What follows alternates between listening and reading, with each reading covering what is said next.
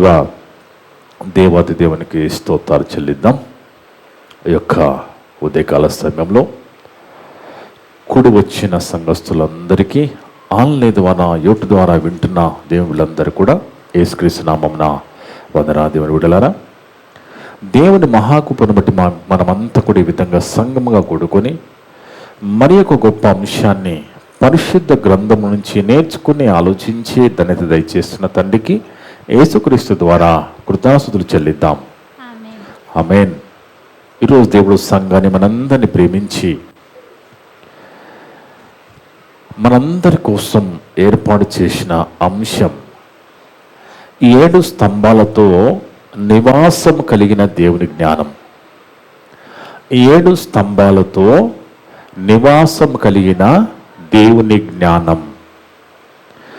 దేవుని జ్ఞానం చూద్దాం ఒకసారి. సామెత గ్రంథము 9వ అధ్యాయం 1వ వచనం.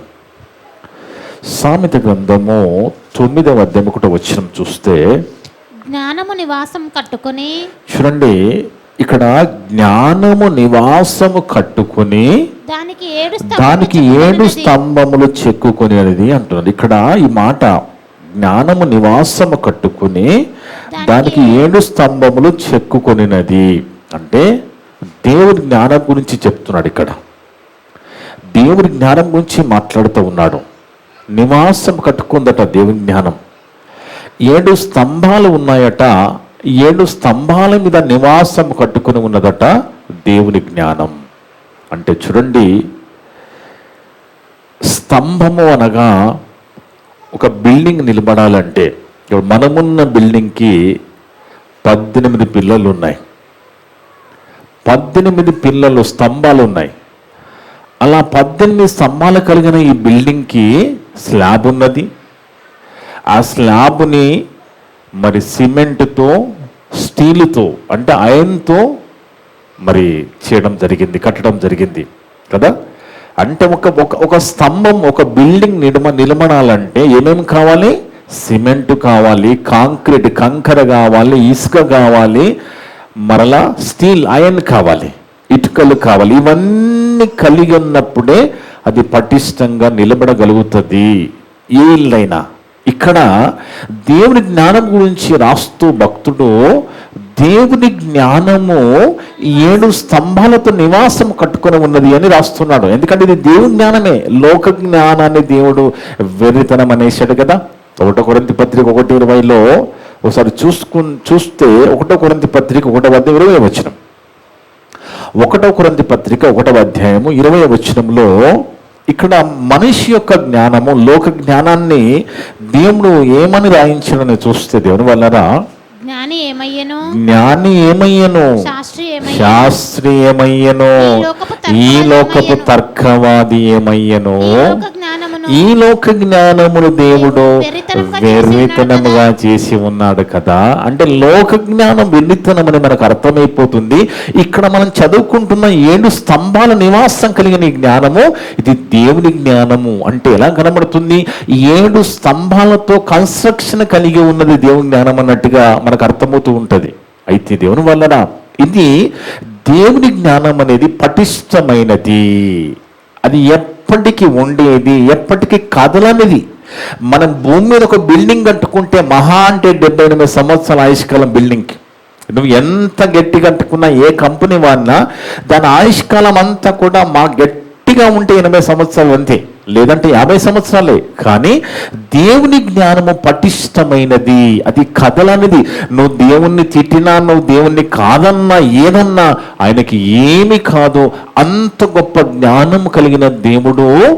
ఆయన జ్ఞానము 7 స్తంభాల మీద నివాసం కలిగి పటిష్టంగా ఉన్నట్టుగా మన వాక్యం ద్వారా చదువుకుంటున్నాం దేవుని వల్లరా.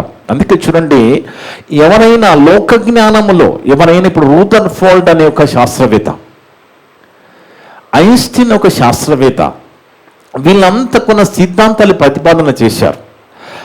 ఒకప్పుడు వాళ్ళు సిద్ధాంతాలు ప్రతిపాదన చేసినప్పుడు అవి కరెక్ట్ అన్నది లోకం, అవన్నీ కరెక్ట్ అన్నారు. కానీ ఇప్పుడు అవన్నీ కూడా తప్పు అంటున్నారు. అంటే వాళ్ళు చెప్పిన కాలానికి అవి కరెక్ట్గా ఉన్నాయి, కాలం గడిచే కొలది ఇంకొకరు వచ్చి దాన్ని ఇంకా లోతుగా పరిశీలన చేసి ఆయన చెప్పింది తప్పు, డార్విన్ సిద్ధాంతం కూడా తప్పు అంటున్నారు.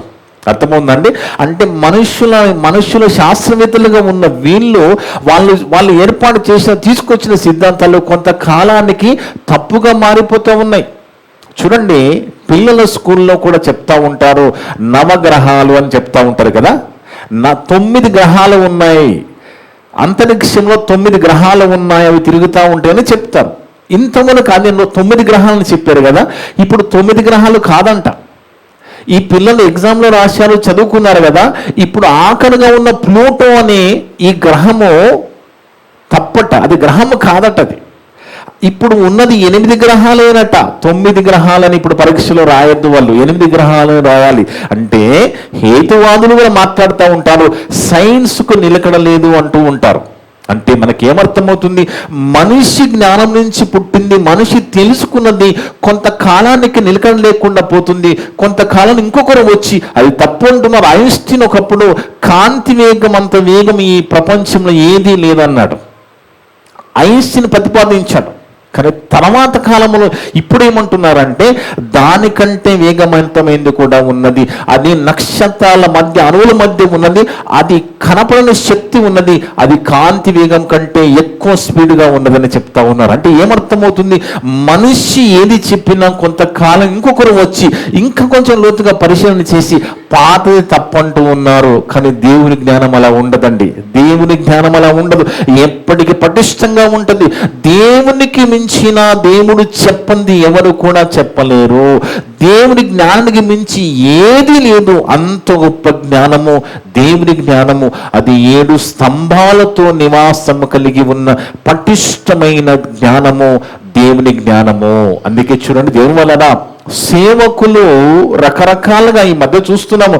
ఒక ఆయన పేరు జానట, ఆంధ్రప్రదేశ్లో ఆయన 2,60,00,000తో దొరికిపోయాడు. ఎలా పట్టుకున్నారో ఆయన ఇంట్లో 2,60,00,000 క్యాష్ దొరికింది. అంటే డబ్బు సంపాదనలో మునిగిపోతున్నారు కొంతమంది సేవకులు. వాళ్ళు తాగుబోతులుగా ఉన్నా, మరి తిండిబోతులుగా ఉన్నా, మోసగాళ్ళుగా ఉన్నా వాళ్ళ దగ్గరికి వెళుతున్నారు గుంపులుగా. చూడండి, అంటే సేవకులు వాళ్ళు ఇంటర్నేషనల్ స్పీకర్ అయినా, నేషనల్ స్పీకర్ అయినా, లోకల్ స్పీకర్ అయినా, గల్లీ స్పీకర్ అయినా, ఏ స్పీకర్ అయినా కానీ నోరు తెరిచి మాట్లాడుతుంటే స్పీకర్, పాస్టర్ గారు, దైవ సేవకుడు నోరు తెరిచి వాక్యం చెప్తుంటే ఎలాగ ఉండాలట తెలుసండి, దేవుడు మాట్లాడుతున్నట్టుగానే ఉండాలట. బైబిల్ చెప్తుందండి. 1 పేతురు పత్రిక 4వ అధ్యాయం 1వ వచనంలో, 1 పేతురు పత్రిక 4వ అధ్యాయం 1వ వచనం చూస్తే 11వ వచనం, క్షమించండి, 1 పేతురు పత్రిక 4వ అధ్యాయము 11వ వచనం. ఒకడు బోధించిన ఎడల దైవోక్తులను బోధించినట్టుగా బోధించాలి. అంటే వినే వాళ్ళకి ఎలా ఉండాలి, దేవుడే మాట్లాడుతున్నట్టుగా ఉండాలి. కళ్ళముల్లి కథలు, కట్టుకథలు చెప్పకూడదు. ఈ రోజు కొంతమంది మరి వాళ్ళ దగ్గరకు వచ్చే వాళ్ళని, అమ్మాయిలని చెడిపారని తెలిసినా కానీ తాగుబోతులుగా ఉన్న వాళ్ళు కూడా వాక్యం చెప్పేస్తున్నారు. చెడిపినా కానీ వాళ్ళ దగ్గరికి వెళుతున్నారు, అక్కడికి డబ్బులు తీసుకున్నా వాళ్ళ దగ్గరికి వెళుతున్నారు. అంటే చూడండి, ఒక పాస్టర్ గారు, ఒక దైవ సేవకుడు తన దగ్గరకు వచ్చే వాళ్ళని పరిపూర్ణులుగా చేయాలి, పరిపూర్ణతలోకి తీసుకెళ్ళాలి. వాక్యం ద్వారా కట్టుకథలు చెప్పకూడదు. దేవుడు అంటున్నాడండి, దేవుడు రాయించిన మాట ఏమని, ఒకడు బోధించిన ఎడల దైవోక్తులను బోధించినట్టు బోధించవలెను. ఒకడు ఉపచారము చేసిన ఎడల, నీ దగ్గర శక్తి ఉంది, నువ్వు ఉపచారం చేయగలవు. ఒకడు ఉపచారము చేసిన ఎడల దేవుడు అనుగ్రహించు సామర్థ్యము కొలది చేయవలెను. నువ్వు సామర్థ్యం ఉంది నీ దగ్గర, దేవుడు అనుగ్రహించు సామర్థ్యం కొలది నువ్వు ఉపచారం చేయాలి. ఒక సేవకుడు నిలబడి వాక్యం చెప్తుంటే దేవుడు చెప్పినట్టుగా, దేవుడే మాట్లాడుతున్నట్టుగా ఉండాలి. కానీ అంత గొప్ప దేవుని మాటల్ని చాలా చిన్నగా చూపించారు సేవకులు లోకంలో. అందుకే దేవుని తిడుతున్నారండి. దేవుణ్ణి ఎందుకు తిడుతున్నారంటే ఆయన ఎంత గొప్పవాడు, ఎంత శక్తి సామర్థ్యాలు కలిగిన వాడు అనేది సరైన విధంగా లోకములో చెప్పలేక, ఇంత జ్ఞానము లేక అంత గొప్ప దేవుణ్ణి ఒక మనిషిగా చూపించారు గనుకనే ఈరోజు చాలా మంది దేవుని మీద విరుచుకుపడుతున్నారు, తిడుతున్నాను. కొంతమంది సాక్ష్యాలను తీసుకుని ఆ రీల్స్గా మార్చి దాన్ని కౌంటర్లు వేసి ఆనందపడిపోతూ ఉన్నారు చాలా మంది అమాయకులు. ఎందుకు ఇలా జరుగుతుందంటే సేవకులు అనేవాళ్ళు, ప్రసంగికులు అనేవాళ్ళు, వాక్యోపదేశకులు అనేవాళ్ళు దేవుడు మాట్లాడుతున్నట్టుగా బోధ చేయాలి అని వాక్యం ద్వారా దేవుడు మాట్లాడుతూ ఉన్నాడు దేవుని వల్ల. అందుకే దేవుని యొక్క గొప్పతనం మనం చూస్తే ఆయన ఎంత గొప్పవాడు, ఆయన ఎంత గొప్పవాడని మనం చూస్తే దేవుని వల్ల. కీర్తన గ్రంథం 119వ అధ్యాయం 96వ వచనం చూస్తే, కీర్తన గ్రంథము 119వ అధ్యాయము 96వ వచనం. కీర్తన గ్రంథము 119వ అధ్యాయము 96వ వచనం. సకల సంపూర్ణతకు పరిమితి ఉన్నది. భూమికి పరిమితి ఉన్నది, భూమికి ఆకాశానికి పరిమితి ఉన్నది కదా. భూమికి ఆకాశానికి ఎంత దూరం ఉన్నదో కూడా ఒక కొలత ఉన్నది, ఒక పరిమితి ఉన్నది. ప్రతి దానికి ఒక పరిమితి ఉన్నది కదా. మనిషి ఆయుష్కాలానికి పరిమితి ఉన్నది, ఈ ప్రకృతికి పరిమితి ఉన్నది కదా. ప్రతి దానికి, జీవికి పరిమితి ఉన్నది. అదే చెప్తున్నాడు, సకల సంపూర్ణతకు పరిమితి కలదని నేను గ్రహించి ఉన్నాను. ప్రతి దానికి పరిమితి ఉన్నది. చూడండి, పసిఫిక్ మహాసముద్రం అనేది లోతు 10 కిలోమీటర్ల లోతు ఉంటుందట. 10 కిలోమీటర్లు అంటే ఆలోచించండి. ఆ సముద్రం యొక్క లోతు 10 కిలోమీటర్లు, 10 కిలోమీటర్ల లోతుగా ఉంటుందట. అంత లోతు కలిగిన ఆ సముద్రములో ఎక్కడెక్కడైతే సూర్యరశ్మి పడుతుందో అక్కడ జీవులన్నీ బతికిపోతూ ఉంటాయి. సూర్యుని యొక్క ఆ వెలుగు ఎంత దూరం పడుతుందో ఆ వెలుగు పడేంత వరకు కూడా అక్కడ ఈ జంతువులు, ఈ చిన్నవన్నీ కూడా బతుకుతూ ఉంటాయి. అంటే చూడండి, ప్రతి దానికి పరిమితి ఉన్నది. సూర్యుడు పడేదానికి కూడా పరిమితి ఉన్నది, ప్రతి దానికి పరిమితి ఉన్నది. కానీ ఏమంటున్నాడు, సకల సంపూర్ణతకు పరిమితి కలదని నేను గ్రహించి ఉన్నాను. నీ ధర్మోపదేశము అపరిమితమైన. దేవుని యొక్క ధర్మానికి, దేవుని యొక్క గొప్ప ఉపదేశానికి, దేవుని యొక్క జ్ఞానానికి, దేవుని యొక్క మాటలకి పరిమితి లేదండి. మనం పుట్టినప్పటి నుంచి చనిపోయే వరకు మాట్లాడుతూనే ఉంటాం, అవునా కదా. మన మాటలకి పరిమితి ఉన్నదా? ఏమైనా ముద్ద ఉన్నదాన్ని, మన శరీరంలో ఏమైనా ముద్ద ఉన్నది, ఈ ముద్దలో ఈ మాటలు ఉంటే కొంతకాలం అయిపోయేదని ఏమైనా ఉన్నదా? అలాంటిది ఏం లేదు కదా. మనం పుట్టినప్పటి నుంచి చనిపోయే వరకు మాట్లాడుతూనే ఉంటాం. ఇప్పుడు నేను మీకు వాక్యం చెప్తా ఉన్నాను, రేపు మాట్లాడనా, సాయంత్రం మాట్లాడనా అంటే ఇది అయిపోదు. మనిషి బ్రతుకున్నంత కాలము మాటలు వస్తూనే ఉంటాయి. అదేవిధంగా ఇక్కడ సకల సంపూర్ణతకు పరిమితి ఉన్నదట, కానీ దేవుని యొక్క ధర్మ ఉపదేశానికి అపరిమితమైంది, దానికి పరిమితి లేదంటున్నాడు. ఆలోచించండి దేవుని వలన, బాగా ఆలోచించాలి మనం. ఎందుకంటే చాలా మంది ఈ గ్రహాల యొక్క ప్రభావం మనుషుల మీద ఉంటుంది, వాళ్ళ జీవితాల మీద ఉంటుందని మాట్లాడుతూ ఉంటారు. అది శుద్ధ తప్పు, అది అబద్ధం. జ్యోతిష్యం అనేది అబద్ధం అండి. అది మట్టి ముద్దలవి, అవన్నీ మట్టి ముద్దలండి. వాటి ప్రభావం మనిషి మీద ఎందుకు ఉంటుంది? కొంతమంది ఇలా అబద్ధాలు చెప్పుకుంటూ బతికే వాళ్ళుగా ఉన్నారు తప్ప దేవుని యొక్క ధర్మోపదేశమైన జ్ఞానము చాలా శక్తివంతమైనది. అందుకే దేవుని వలన ఒక మాట అంటాడు చూడండి, ఎవరైతే దేవుని వలన పుడతారో, అంటే దేవుని అర్థం చేసుకుని దేవుని వలన పుడతారో అలాంటి వారు పాపము చేయనని బైబిల్లో ఉన్నది. అంటే దాని అర్థం ఏంటి? తల్లి గర్భము నుంచి పుట్టినప్పటి నుంచి కాదండి, తల్లి గర్భం నుంచి పుట్టినప్పటి నుంచి కాదు అర్థం. దేవుని వలన పుట్టిన వాళ్ళు అంటే దాని అర్థం ఏంటి? నువ్వు మారు మనసు పొంది దేవునిలో పుడితే ఇక నువ్వు పాపము చేయమంటుంది వాక్యం. ఇప్పుడు మన బ్యాప్సం ఎలాగుందో చెక్ చేసుకోవచ్చు మనం.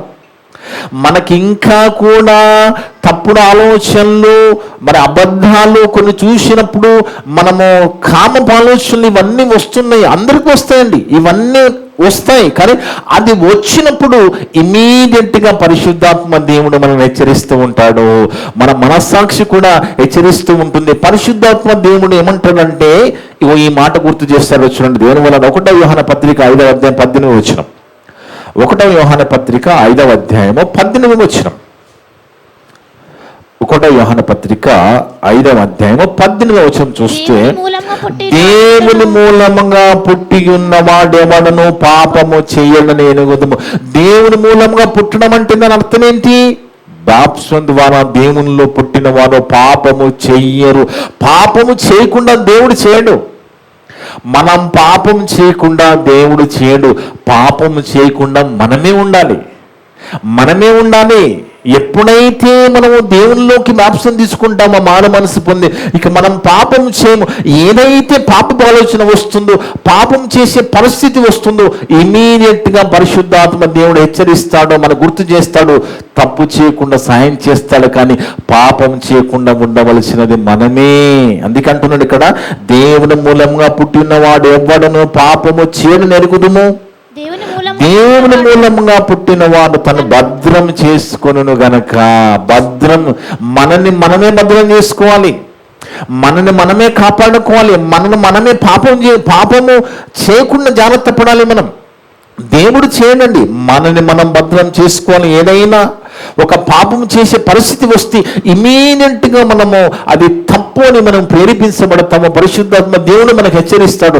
ఇమీడియట్గా మనం సెట్ చేసుకోవాలి, భద్రం చేసుకోవాలి. గనక దుష్టుడు వానిని ముట్టడు అంటున్నాడు చూడండి. మనం భద్రం చేసుకుంటే, పాపం చేయకుండా మనం జాగ్రత్త పడితే ఏం జరుగుతుందంట? దుష్టుడు మనల్ని ముట్టడు. పాపం చేపించేదేమను వాడే.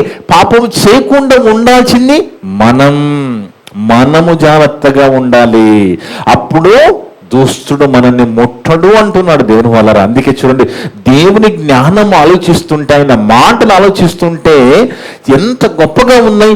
ఇంత గొప్ప దేవుణ్ణి లోకములో క్రైస్తవము చాలా చిన్నగా చూపించిందండి. చాలా చిన్నగా చూపించింది. కనుకనే ఈరోజు ఆత్మీయ అభివృద్ధి లేదు సంఘాలలో. ఆత్మీయ అభివృద్ధి జరగాలి, సంఘములో ఆత్మీయ అభివృద్ధి జరగాలి. ప్రతి ఒక్కళ్ళు సేవకుడనే వాడు తన దగ్గరకు వస్తున్న వాళ్ళని పరిపూర్ణులుగా చేసుకోవాలి, పరిపూర్ణులుగా చేసుకుంటూ వెళ్ళిపోవాలి వాక్యం ద్వారా. కానీ అలా జరగడం లేదు, ఆత్మీయ అభివృద్ధి జరగడం లేదు దేవుని వలన. అందుకే చూడండి, మామూలుగా అండి, మనము బిల్డింగ్ కడుతున్నప్పుడు, ఒక ఇల్లు కట్టుకుంటున్నప్పుడు ఖచ్చితంగా ఆ ఇంటికి ఇసుక, కాంక్రీట్ అంటే కంకర, స్టీలు, ఐరన్, సిమెంటు ఇవన్నీ ఖచ్చితంగా మనం వాడితే తప్ప ఇల్లు నిలబడదు కదా. మరి దేవుడు భూమిని దేంతో చేశాడండి? మనమైతే ఇవన్నీ ఉపయోగిస్తే తప్ప ఇల్లు నిలబడడం లేదు. మరి ఇంత గొప్ప భూమిని దేవుడు దేంతో చేశాడు? ఆలోచించండి. ఈ చిన్న ఇల్లుకే ఇంత కష్టమైపోతుంది మనం కట్టడానికి. మరి ఇంత గొప్ప భూమి, ఇంత పెద్ద భూమిని దేవుడు దేంతో చేశాడో తెలుసా? ఆయన ఎంత గొప్పవాడో చూడండి. దేవుని వల్ల ఇర్మియా గ్రంథం 10వ అధ్యాయము 12-13 వచనాలు. ఇర్మియా గ్రంథం 10వ అధ్యాయము 12-13 వచనాలు చూస్తే, ఆయన తన బలము చేత దేంతో చేశాడటండి? ఆయన తన బలము చేత భూమిని సృష్టించాడు. అంటే దాని అర్థం ఏంటి? మనము సిమెంట్తో కట్టి, ఆయన సిమెంట్తో కడితే ఏముందండి తేడా? మనము సిమెంట్తో ఇల్లు కట్టి, దేవుడు భూమిని సిమెంట్తో చేస్తే ఏమున్నది తేడా? దేవుని గొప్పతనం ఏముంది చూడండి. అందుకే దేవుడు ఈ భూమిని దేంతో చేశాడట? తన బలముతో. అదే రాస్తున్నా అక్కడ. ఆయన తన బలము చేత భూమిని సృష్టించాడు. ఇంత గొప్ప భూమిని సృష్టించే అంత బలమా దేవుంది?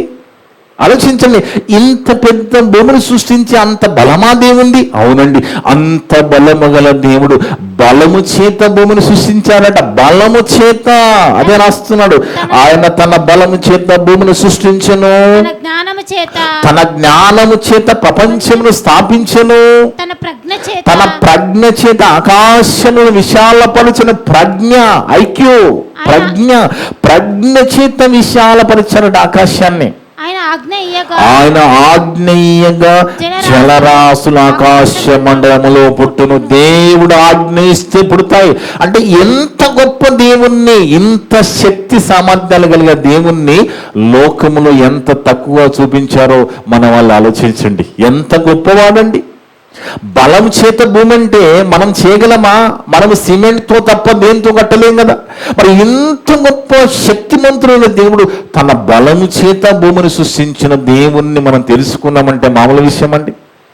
అంత గొప్ప దేవుని దగ్గరికి వచ్చామంటే మనం ఎంత ధన్యులమండి. మనమున్న ఈ తరములో అంత గొప్ప దేవుని తెలుసుకున్నామని ఎంత భాగ్యులం దేవుని వల్ల, ఎంత భాగ్యవంతులమో చూడండి. అంత గొప్ప శక్తి సామర్థ్యాలు కలిగిన తండ్రి శక్తి సామర్థ్యాలు ఎంత గొప్పవో చూడండి. అలాగే యేసుక్రీస్తు ప్రభువు వారు కూడా సృష్టికర్తగా బైబిల్లో చదువుకుంటాం. కలిగి ఉన్న లేదు ఆయన లేకుండా కలగని చదువుకుంటాం. ఆయన కూడా ఈ యొక్క సృష్టి క్రమంలో ఇంజనీర్గా, శిల్పకారుడుగా ఆయన పాత్ర కూడా ఎంత గొప్పదిగా ఉన్నది తండ్రితో పాటు. భూమంత భాగంలో నుండి ఆయన ఆవిరి ఎక్క చేయను, వర్షం కలుగునట్లుగా ఆయన మెరుపులు పుట్టించును, తన ధనాగారం నుండి గాలిని రావించును. అంటే దేవుడు ఆజ్ఞ ఇస్తే ఏం జరుగుతుందట? జలరాశులు ఆకాశంలో నుండి పుట్టును. ఆకాశపు అంచు ఇప్పటి వరకు మానవుడు తెలుసుకోలేకపోయాడండి. ఆకాశపు అంచు అబుల్ టెలిస్కోప్లో చూడడానికి ప్రయత్నం చేశారట, కానీ ఆకాశపు అంచు దొరకలేదట. ఆలోచించండి, ఇంత గొప్ప ప్రకృతి, ఇంత గొప్ప సృష్టికర్త తండ్రి అంటే ఆకాశానికి భూమికి ఎంత దూరం ఉండాలనేది దేవుడు నిర్ణయించాడు. అర్థముందండి? ఈ యొక్క ఆకాశానికి భూమికి ఎండ తీవ్రత భూమి మీదకి రావాలి అంటే సూర్యుడు లేదా ఆకాశంలో వెలుగుచున్న సూర్యుడు భూమి మీదకి ఎంత దూరం ఉండాలనేది అది దేవుడు నిర్ణయించాడు. కిందికి పెడితే మాడిపోతాం, మనం మసైపోతాము. ఆ వేడికి అంటే దేవుడు తగిన కొలతలతో సృష్టిని తయారు చేశాడు. ఆయన జ్ఞానం అపరిమితమైనది. ఆయన జ్ఞానము అంతుపట్టదండి, అంతుపడతలేదు ఎవడికి కూడా. ముందేమో అంటున్నారు, తర్వాత అది కూడా తప్పు అంటున్నారు. చూడండి, ముందు ఒకటి కనుక్కుంటే అది మళ్ళీ తప్పు అంటున్నారు వచ్చి. ఎందుకు? ఆయన జ్ఞానం అపరిమితమైనది, ఆయన ధర్మోపదేశం అపరిమితమైనది. అంత గొప్ప జ్ఞానం గలవాడు మనల్ని కోరుకుంటున్నాడండి. మనము తన బిడ్డలుగా భూమి మీద బతికి తన దగ్గరికి రావాలని ఆశపడుతున్నాడు కన్న తండ్రి. అందుకే దేవుని వల్లరా ఇంకా కొన్ని మాటలు మనం చూస్తే యోబు గ్రంథంలో చదువుకుంటే దేవుని వల్లరా యోబు గ్రంథం 26వ అధ్యాయములో, యోబు గ్రంథము 26వ అధ్యాయము 7 నుంచి 14 వరకు చూద్దాము. దానికంటే ముందుగా హెబ్రీ పత్రిక 11:3 చూసుకుని తర్వాత యోబు గ్రంథం చదువుకుందాం. హెబ్రీ పత్రిక 11వ అధ్యాయము 3వ వచనం. హెబ్రీ పత్రిక 11వ అధ్యాయము 3వ వచనము. ప్రపంచములో దేవుని వాక్యము వలన నిర్మాణము దేవుని వాక్యం వలన. భూమిని దేంతో దేవుడు చేశారండి? మనం చెప్పగలరా? మెటీరియల్. భూమిని తయారు చేయడానికి దేవుడు వాడిన మెటీరియల్ ఏంటి అంటే ఏం చెప్పగలం మనం? ఇల్లును కట్టడానికి ఏం వాడమంటే చెప్తాం టపా. ఈ భూమిని దేంతో చేశాడంటే మనం చెప్పలేం. అదే రాస్తున్నాడు అక్కడ, ప్రపంచంలో దేవుని వాక్యముల నిర్మాణమైనవి అనియు అందును బట్టి దృశ్యమైనవి. మనకు కనబడుతున్న భూమి, ఆకాశం, ఈ ప్రతిదీ దృశ్యమైనవి. ఈ కనపడుతున్నవన్నీ కూడా నిర్మింపబడలేదనియు, దృశ్యమైనవి కనబడని కనబడుతున్న పదార్థంతో నిర్మించబడలేదనియో విశ్వాసం చేత గ్రహించుకొనుచున్న. భూమిని దేంతో చేశాడో మనకు తెలియదు, ఆకాశం దేంతో చేశాడో మనకు తెలియదు, ఆ మెటీరియల్, ఆ పదార్థం మనకు తెలియదండి. అంటే దేవుని జ్ఞానం ఎంత పటిష్టంగా ఉన్నదో చూడండి, ఎప్పటికీ పటిష్టంగానే ఉంటుంది. ఎప్పటికీ ఇప్పుడు 66 పుస్తకాల్లో దేవుడు మనకి ఎంత అవసరం అంత రాయించాడు. ఇక ఇదే అనుకోకుండా దేవుడు అంటే, దేవుని జ్ఞానం అంటే ఇది అనుకోవద్దు. ఆయన ఇంకా చాలా ఉన్నది. ఆ జ్ఞానం ఆయన దగ్గరికి వెళ్ళినప్పుడు చెప్తాడండి. పరలోకం వెళ్ళడానికి ప్లాన్ చేసుకోండి, పరలోకం వెళ్ళడానికి ప్లాన్ చేసుకోండి. ఇంకా ఎంత జ్ఞానం ఉందో అక్కడికి వెళ్ళిన తర్వాత అన్ని చెప్తాడు, అన్ని చూపిస్తాడు. దేవుని వల్ల అంత గొప్ప దేవుణ్ణి మనం నమ్ముకున్నాం. అంత గొప్ప దేవుడు ఈ సృష్టిని తయారు చేశాడు. కానీ ఆయన గొప్పతనం లోకానికి ఎందుకు అర్థం కాలేదు అంటే, క్రైస్తవులే చిన్నగా చూపించారు, మనుషులుగా చూపించారు. కానీ దేవుడు చాలా శక్తి సామర్థ్యాలు కలిగిన వాడు అని ఎంత గొప్పవాడు రాస్తున్నాడు చూడండి. యోబు గ్రంథం 26వ అధ్యాయము, యోబు గ్రంథం 26వ అధ్యాయం 7 నుంచి 14 వరకు చూస్తే, యోబు గ్రంథము 26వ అధ్యాయం 7 నుంచి 14 వరకు అంతరిక్షములో కట్లు లేవండి. ఈ అంతరిక్షములో కట్లు లేవు, తాళ్ళు లేవు. అంతరిక్షములోనే వేలాడదీశాడు భూమిని. అదే చెప్తున్నాడు అక్కడ. యోబు గ్రంథం 26వ అధ్యాయము 7 నుంచి 14 వరకు. శూన్య మండలముపైని ఉత్తర దిక్కుననున్న ఆకాశమును ఆయన పరిచాడట. ఆకాశాన్ని ఆకాశ విశాలాన్ని పరిచాడు. మనం ఏంది బెడ్ దుప్పటి పరుచుకున్నట్టుగా ఆకాశాన్ని పరిచేశాడంటే ఆలోచించండి. కనీసం దాని దగ్గర కూడా వెళ్ళలేం మనం, ఆకాశం దగ్గరగా వెళ్ళలేం కదండి. అలాంటి ఆకాశాన్ని పరిచిన దేవుడు మాట్లాడుతున్నాడు. శూన్యముపైని భూమిని వేలాడజేసాను. భూమి వేలాడుతున్నది, దానికి మళ్ళీ దానికి తాళ్ళు లేవు. ఆలోచించండి, ఆయన జ్ఞానం అపరిమితమైనది. దేవుడు భూమిని వేలాడదీశాడట, దానికి మళ్ళీ కట్లు లేవు, తాళ్ళు లేవు. అదే రాస్తున్నా అక్కడ. శూన్య మండలం పైన ఉత్తర దిక్కున ఆకాశ విశాలం ఆయన పరిచెను. శూన్యము పైన భూమిని వేలాడదీసెను, వేలాడ చేసెను. వాటి కింద మేఘములు చినిగిపోకుండా ఆయన తన మేఘములలో నీళ్లు బంధించెను. ఆ పైన కనబడుతున్న మేఘం నీళ్లు ఉన్నాయా? పడతాయేమని? పడవు. ఎందుకు? దేవుడు బంధించాడు, దేవుడు పర్మిషన్ ఇచ్చాడు, వర్షంగా పడతాయి. మనం చెప్తే పడవవి. అదే రాస్తున్నాడు అక్కడ. మేఘములు, ఆయన తన మేఘములో నీళ్లను బంధించను. ఆ నీళ్ళు ఎక్కడి నుంచి వచ్చాయి? ఇక్కడ ఉన్న నీళ్ళే ఆవిరైపోయి మేఘాల్లోకి వెళ్ళిపోయాయి. మళ్ళా దేవుడు చెప్పినప్పుడు మళ్ళా కొన్ని వర్షంగా భూమి మీదకి వస్తాయి. అలాగని ఇక్కడ ఆవిరవుతున్నప్పుడు వ్యర్థ పదార్థాలు, వాసన వచ్చేటివి, డ్రైనేజ్ వాటంతా ఉంటుంది. పైకి అదే తీసుకెళ్ళి మనం కురిపిస్తే ఎలా ఉంటుంది ఆలోచించండి. ఒక డ్రైనేజీ పారుతున్నప్పుడు కొద్దిసేపటికి డ్రైనేజ్ ఆగిపోయిన తర్వాత నీరంతా ఇంకిపోతుంది కదా. ఆ ఇంకిపోయిన నీటితో పాటు ఆ వాసన, డ్రైనేజీ అంతా కూడా ఆ వాసన పైకి తీసుకెళ్ళి మళ్ళా వర్షంగా ఇస్తే మన పరిస్థితి ఏంటి ఆలోచిస్తున్నారా? అలా చేయడం లేదు. అవి ఇక్కడనే భూమిలోనే ఉంటున్నాయి. మంచినీరు ఆవిరైపోతుంది, మేఘములు దాచబడుతుంది, వర్షంగా కురుస్తుంది. ఆయన తన మేఘములో నీళ్లను బంధించెను, దాని మీద మేఘమును వ్యాపింపజేసి ఆయన తన సింహాసనపు కాంతిని మరుగుపరిచెను. వెలుగు చీకటుల సరిహద్దుల వరకు ఆయన జలములకు హద్దు నియమించెను. సముద్రం ఇక్కడ దాకే ఉండాలి, సీషోర్ కదా, సముద్రము హద్దు అంటున్నాం కదా, అది అక్కడ దాకే ఉండాలి. అక్కడి నుంచి పైకి రావద్దని దేవుడు చెప్పాడు. అక్కడ ఎందుకు దేవుడు ఇంత కట్టడి చేశాడు? ఇదంతా ఇన్ని చేసింది దేనికోసం అండి? మన కోసం. ఇవన్నీ మన కోసమే. జంతువులు మన కోసం, పక్షులు మన కోసం, ఆహార పద్ధతులు మన కోసం కదా. ఈ రంగులు, రుచులు, వాసనలు మన కోసం. కొన్ని చూడడానికి, కొన్ని చూచి ఆనందించడానికి, కొన్ని తిని ఆనందించడానికి, కొన్ని వాసన చూచి ఆనందించడానికి అండి. ఇవన్నీ దేవుడు చూడండి, ఇవన్నీ ఎంత ప్రేమతో చేశారు దేవుని వాళ్ళరా. కొన్ని చూస్తే ఎంత అద్భుతంగా ఉంటాయండి ప్రకృతిలో, సృష్టిలో. కొన్ని చూస్తే ఆశ్చర్యపోతుంది, ఎంత గొప్పగా ఉంటాయి కొన్ని పక్షులు. ఆ రంగులు, మీరు చిన్న చిన్న పక్షులు చూడండి, ఆ పక్షి మీద ఆకారం ఎన్నో డిజైన్లు. ఇక్కడ తల మీద ఒక డిజైన్, రెక్కతో ఒక డిజైన్. ఇవన్నీ అంటే ఇన్ని రకాలుగా ఇంత గొప్ప దేవుడు అండి. అంత గొప్పగా చేసింది ఎందుకు? మన కోసమే. నా పిల్లలు అక్కడ ఉంటారు, నా పిల్లల భూమి మీద ఉంటారు కనుక నా పిల్లలకి మీరు పనికి రావాలి. నా పిల్లలు చూసి ఆనందించాలి, నా పిల్లలు తిని ఆనందించాలి, నా పిల్లలు అనుభవించాలి.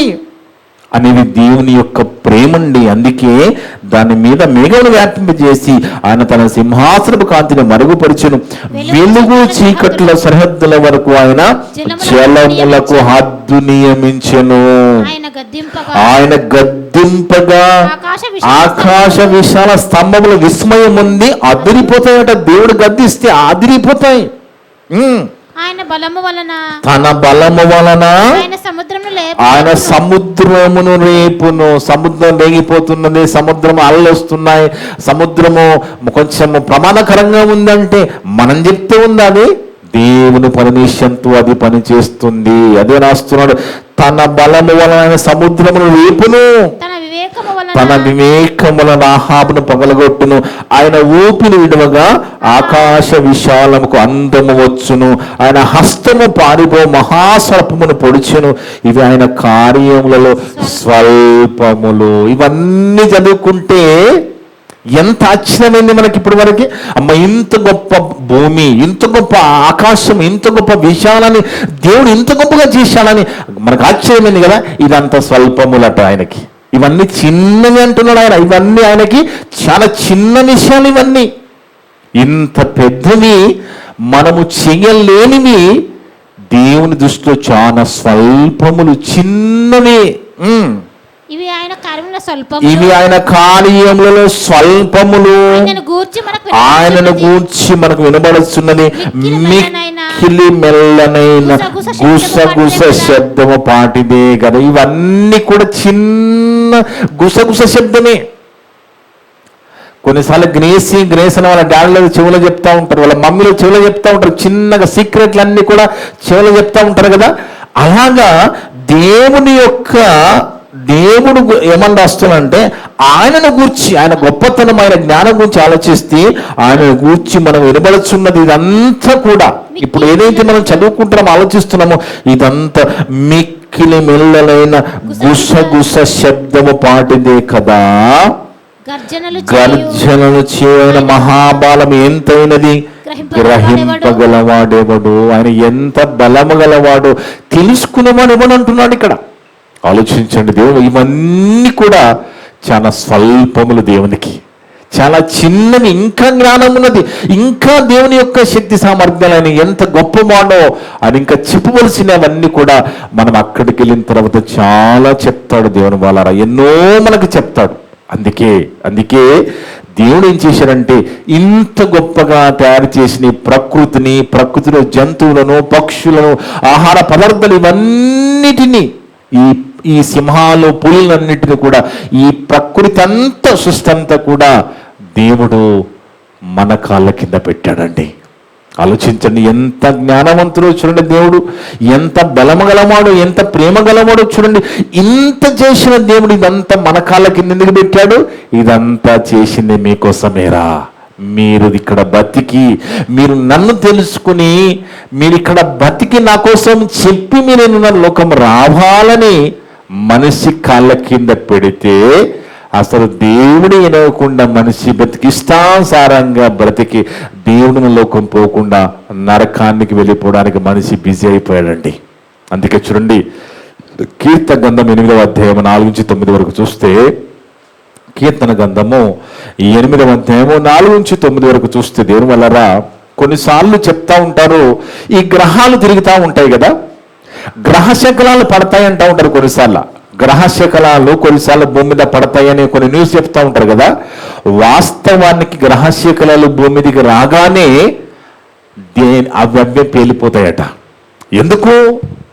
దేవుడు సృష్టి క్రమం, ఆయన అలా పెట్టాడు కాబట్టి అలా జరుగుతుంది. గ్రహశకలం భూమి మీద పడేలోపే అది పేలిపోతుంది, కాలిపోతుంది. అంటే దేవుడు అంత గొప్పగా చేశాడు. ఎందుకంటే నా పిల్లల మీద పడకుండా ఉండాలి అని దేవుడు దాన్ని ఆపేస్తున్నాడు. కోటాను కోట్ల నక్షత్రాల ఆకాశంలో ఒక్క నక్షత్రం భూమి మీద పడితే భూమి కాలిపోతుందండి. కానీ పడ్డం లేదు. ఎందుకు? దేవుని యొక్క క్రమం అది. ఒకదానికి ఒక గ్రహం గుద్దుకోదు ఎప్పుడు కూడా.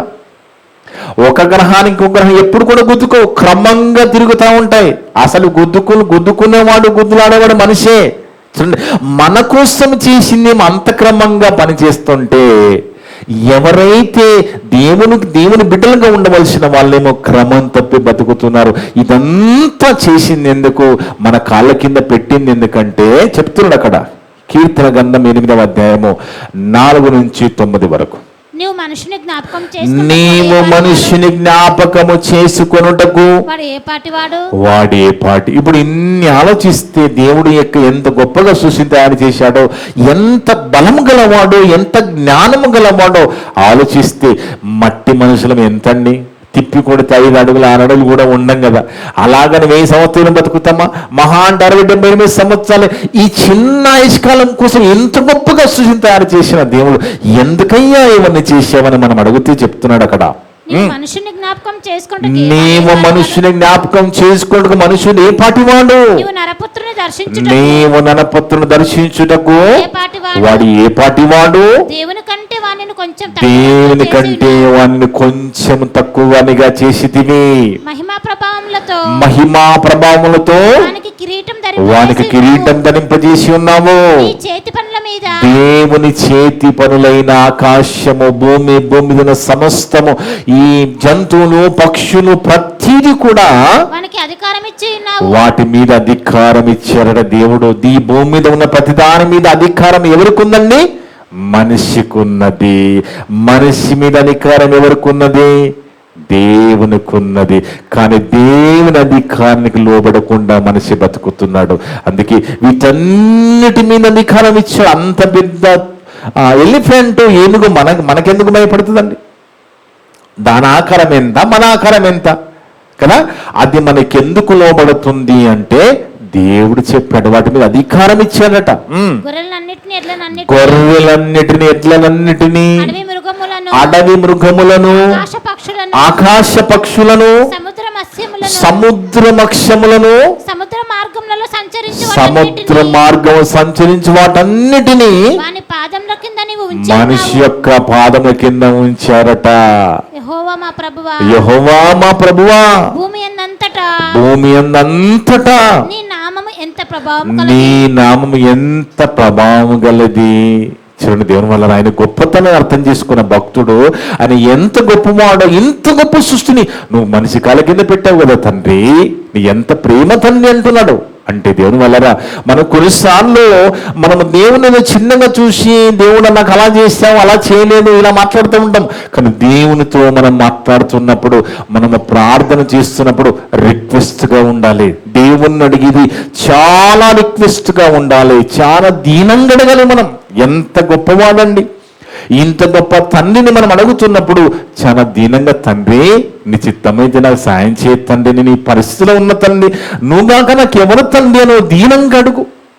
అందుకే దేవుని వల్ల నా జీవితంలో నా ప్రతి అవస్థత తీర్చబడుతుంది అంటే నాకు అర్థమైన కారణము, నేను దేవుని కోసం చెప్తున్నాను, దేవుని పని చేస్తున్నాను కాబట్టి దేవుని వలన నేను మేలు పొందుకుంటున్నాను. మనము కూడా, మీరు కూడా దేవుని పని చేసి అడగండి.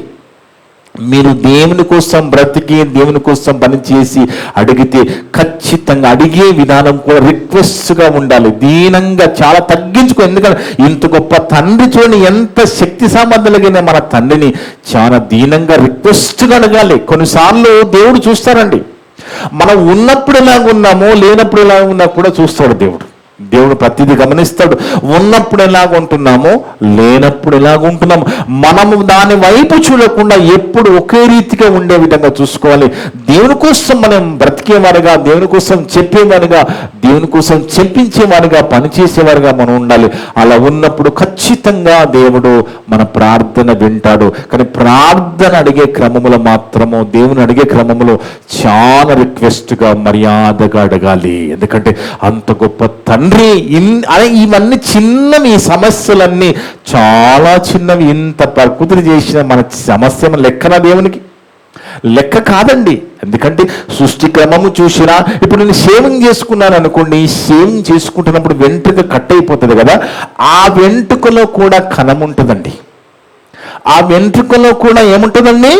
కణము. ఇదొక కణము కట్ అయిపోతుంది. అలాగని చచ్చిపోతుందా? మరలా పెరుగుతున్నది.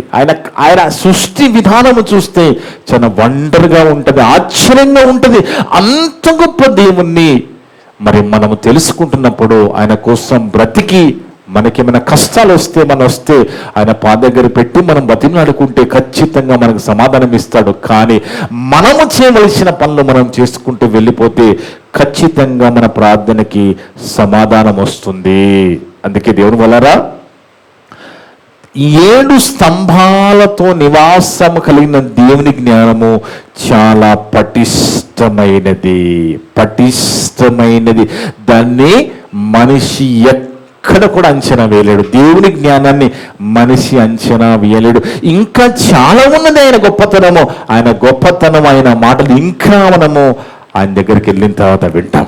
అక్కడికి వెళ్ళిన తర్వాత మనకు చెప్తాడు. అందుకే మన జీవితానికి ఒక అర్థం ఉన్నది, మన పుట్టుకు ఒక అర్థం ఉన్నది. ఈ భూమి మీద పుట్టించిన మనము ఆయన కోసమే పుట్టబడ్డాము. ఆయన కోసం బ్రతకాలి, ఆయన కోసం చెప్పాలి, ఆయన ఉన్న లోకము చేరాలి. అలా చేరాలని, అలా బ్రతకాలని, అలా చెప్పాలని కోరుకుంటూ ఇప్పటి వరకు నా ద్వారా మాట్లాడిన ప్రతి మాట విన్న మీ అందరి హృదయాలలో, చెప్పిన నా హృదయంలో దేవుడు సమృద్ధిగా ఫలింపజేయను గాక. ఆమేన్. ప్రార్థన చేసుకుందాం. మమ్ములను మిక్కిలిగా ప్రేమించిన మా పరలోకపు తండ్రి, మీ యొక్క పరిశుద్ధమైన ఘనమైన నామమును బట్టి స్తుతులు స్తోత్రాలు నాయనా. ఎంత గొప్ప దేవుడు తండ్రి. మీ యొక్క శక్తి సామర్థ్యాలను మేము మాటలతో చెప్పలేము నాయనా. అంత గొప్ప దేవుడమైన మిమ్మలను కొన్నిసార్లు మేము అపార్థం చేసుకొని అర్థం చేసుకోకుండా బాధించి ఉన్న మమ్మల్ని క్షమించండి తండ్రి. నాయనా, మీ యొక్క గొప్పతనము, మీరు ఎంత గొప్పవారో, ఎంత గొప్పగా సృష్టిని తయారు చేశారో వీటిని చూస్తున్నప్పుడు మాకు అర్థమవుతుంది. కానీ అవన్నీ మీ దృష్టిలో నాయనా చాలా స్వల్పములు అంటున్నావు నాయనా, చాలా చిన్నమంటున్నావు నాయనా. అందును బట్టి స్తోత్రాలు చెల్లిస్తున్నాము తండ్రి. నాయనా, అంత గొప్ప దేవుడైన మిమ్మలను నాయనా ఎరిగిన మేము మీ మాటలకు లోబడి మిమ్మల్ని సంతోషపెట్టే బిడ్డలుగా మా ప్రభువారు భూమి మీద ఉన్నంత కాలం ఏ విధంగా మిమ్మల్ని సంతోషపెట్టిన మరలా మీ దగ్గరకు వచ్చారో మేము కూడా మా ఆయుష్కాలం అంతా ఇక్కడ బతికిన నాళ్ళు మేము మెప్పించే బిడ్డలుగా, మిమ్మల్ని సంతోషపెట్టే బిడ్డలుగా, మీ గురించి చెప్పే బిడ్డలుగా, మేము ప్రకటించే బిడ్డలుగా ఉండి మీరు నా లోకం వచ్చే భాగ్యం ప్రసాదించండి. ఇప్పటి వరకు నా ద్వారా మాట్లాడిన ప్రతి మాట విన్న సంఘస్థులందరి హృదయాలలో, ఆన్లైన్ ద్వారా, యూట్యూబ్ ద్వారా వినబోతులందరి హృదయాలలో ఫలింపచేయండి తండ్రి.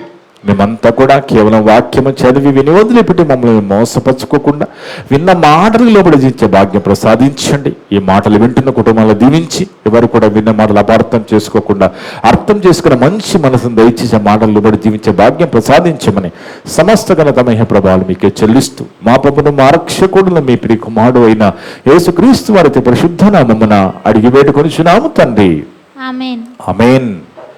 మీ అందరికీ వందనాలు. May God bless you all.